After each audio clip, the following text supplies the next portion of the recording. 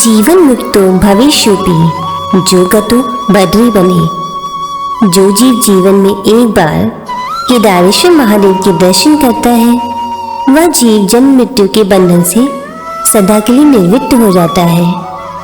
यह भी कहा जाता है काशान मरणम मुक्ति, काशी में मृत्यु के बाद मुक्ति मिलती है, लेकिन केदारे दर्शनान मुक्ति, केदार क्षेत्र में आने मात्र से जीव का कल्याण हो जाता है। इसलिए कहते हैं केदार मंदिर के शिखर मात्र दर्शन से व्यक्ति का कल्याण हो जाता है। नमस्कार दोस्तों, रहस्यमय इतिहास में आपका स्वागत है। हमारी उत्तराखंड के 4 धाम की यात्रा यमुनोत्री और गंगोत्री से होती हुई अब जा पहुंची है बाबा केदारनाथ के धाम। केदार का शाब्दिक अर्थ है के यानी मोक्ष, दार यानी द्वार, अर्थात मोक्ष का द्वार। सृष्टि के मंगल के लिए भगवान शंकर 12 ज्योतिर्लिंगों के रूप में इस पृथ्वी पर विराजमान है। इस स्कंद पुराण के अनुसार 12 ज्योतिर्लिंगों में बाबा केदारनाथ सबसे श्रेष्ठ और फलदायी माने गए हैं। केदारनाथ पहुंचने के लिए आपको हरिद्वार तक बस या ट्रेन से आना होगा। हरिद्वार से केदारनाथ की दूरी लगभग 247 किलोमीटर है। केदारनाथ मंदिर जो समुद्र तल से 3584 मीटर की ऊंचाई पर मंदाकिनी नदी के किनारे स्थित है। यह मंदिर एक तरफ से 22,000 फीट ऊंचे केदार, दूसरी तरफ से 21,600 फीट ऊंचे खर्चकुंड और तीसरी तरफ से 22,700 फीट ऊंचे भरतकुंड के पहाड़ों से घिरा है। यहाँ मंदाकिनी, मधुगंगा, क्षीरगंगा, सरस्वती और स्वर्णगौरी जैसी 5 नदियों का अनूठा संगम है। हरिद्वार से केदारनाथ के रास्ते में आपको सबसे पहले मिलेगा गौरी कुंड। कहते हैं गौरी कुंड ही वह जगह है जहाँ शिव जी ने गणेश जी के धड़ पर हाथी का सर लगाकर उन्हें नया जीवन प्रदान किया था और उन्हें गणाधीश का आशीर्वाद देकर सभी देवी देवताओं में प्रथम पूज्य गणेश की उपाधि दी थी। गौरीकुंड से आगे केदारनाथ की दूरी 18 किलोमीटर की ही रह जाती है, जिसे कई यात्री पैदल चलकर या फिर घोड़े और पिट्ठू की सहायता से पूरे करते हैं। गौरीकुंड से होते हुए आपको आगे जंगल चट्टी, भीमबली, छोटी लिंचोली, रामबाड़ा, बड़ी लिंचोली, फिर रुद्र पॉइंट और आखिरी में केदारनाथ धाम मिलेगा, जहां पहुंचने वाला यात्री जीवन का सबसे सुखद आनंद प्राप्त करता है और उसके जन्म जन्मांतर के समस्त पाप मिट जाते हैं। सृष्टि के तीनों लोक और कालचक्र के 4 योग जिसकी प्रार्थना में निरंतर लीन रहते हैं, उस महायोगी का नाम है शिव। भोलेनाथ का वास हिमालय की देवभूमि पर है। केदारनाथ मंदिर अत्यंत रहस्यों से भरा है। इस मंदिर का निर्माण एक बड़ा रहस्य का विषय है जो सामान्य मनुष्य की सोच से भी परे है। इस मंदिर का निर्माण भारी भारी पत्थरों, चट्टानों व शिलाखंडों से किया गया है। इन शिलाओं को जोड़ने के लिए इंटरलॉकिंग टेक्निक का इस्तेमाल किया गया है, जिसमें कहीं भी सीमेंट का प्रयोग नहीं किया गया। यह एक बड़ा रहस्य है कि इतनी ऊंचाई पर इतने बड़े शिलाखंडों को कैसे लाया गया होगा और एक के ऊपर एक रखकर कैसे इंटरलॉकिंग करी गई होगी और इसे मंदिर का रूप दिया गया होगा। सन 2013 में जब उत्तराखंड में भयंकर प्रलय आई तो पूरा उत्तराखंड उसकी चपेट में आ गया। 4200 गांव उस प्रलय में विलुप्त हो गए, परंतु 3 घाटियों से घिरे महादेव के इस मंदिर पर कोई खरोच तक नहीं आई। साथ ही महादेव के साथ ही नंदी महाराज की प्रतिमा भी उसी जगह पर वैसी की वैसी ही बनी रही।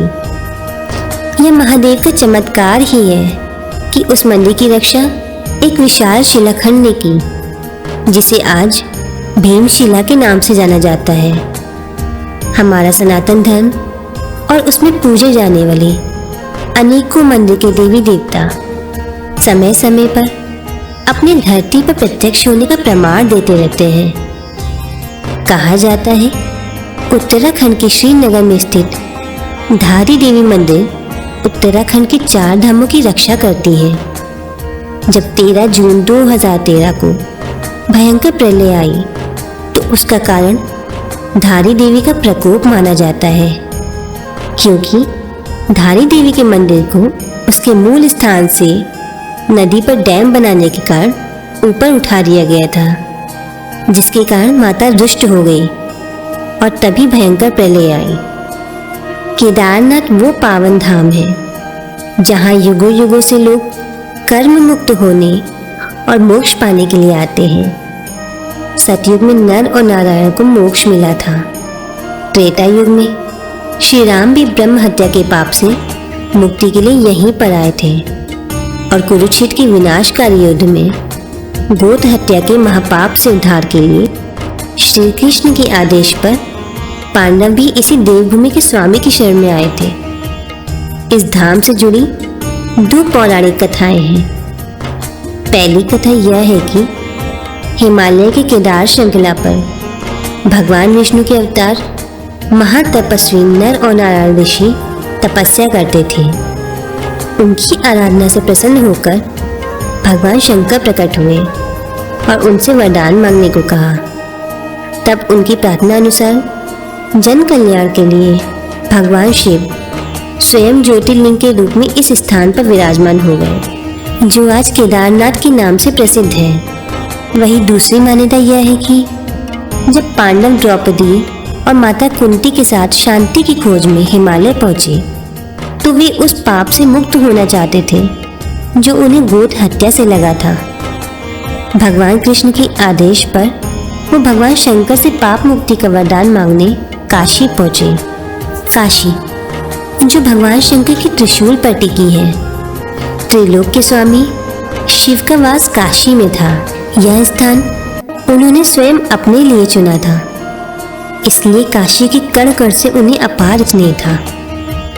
सारी सृष्टि पर दया की दृष्टि रखने वाले भोलेनाथ को कुरुक्षेत्र के महायुद्ध में हुए नरसंहार से बहुत दुख हुआ। पांडव जन गोत हत्या से पाप मुक्त होने के लिए जब भोलेनाथ की नगरी काशी पहुंचे तो भोलेनाथ काशी छोड़कर हिमालय जा पहुंचे। हिमालय पर भगवान शंकर गुप्त रूप से वास करने लगे। काशी से प्रस्थान के बाद जहाँ शिव ने गुप्त होकर वास किया उस स्थान को गुप्त काशी कहा गया। यहाँ शिव अपनी शक्ति माँ पार्वती के साथ अर्धनारीश्वर के रूप में विराजमान है।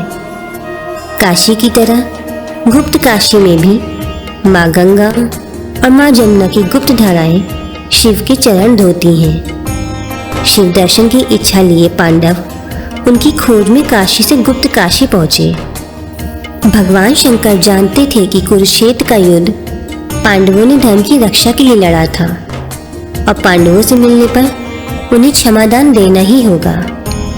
इसलिए शिव गुप्त काशी से भी प्रस्थान कर गए और मंदाकिनी के तट पर केदार क्षेत्र में आ गए। जब पांडव गुप्त काशी से केदार तक महादेव के पीछे पीछे उनके दर्शन के लिए जा पहुंचे तब बाबा भोलेनाथ ने भैंसे का रूप ले लिया और मवेशियों के बीच चले गए। जब पांडवों ने उन्हें उस रूप में भी पहचान लिया तब भैंसे के रूप में शिव जी धरती में समाने लगे, लेकिन दर्शन को आतुर भीम ने उनके पैर पकड़ लिए और उन्हें धरती में प्रवेश नहीं करने दिया।